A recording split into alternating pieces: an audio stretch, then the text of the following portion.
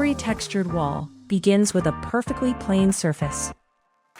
With KGALA Superfine, it becomes a finish defined by subtle depth and handcrafted elegance. This design is Sedona design. To recreate this finish, you will need a metal trowel and KGALA Superfine. Step 1. Spread the first coat evenly across the wall, allowing the material to form a smooth and uniform base. Step 2.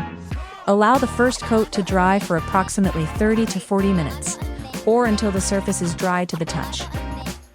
Step 3. Apply a second coat, maintaining an even layer that prepares the surface for its final character. While the material remains workable, glide the trowel in straight, uninterrupted strokes. Avoid random patterns, allowing the clean, linear texture to define the unmistakable look of Sedona. Let the finish dry completely.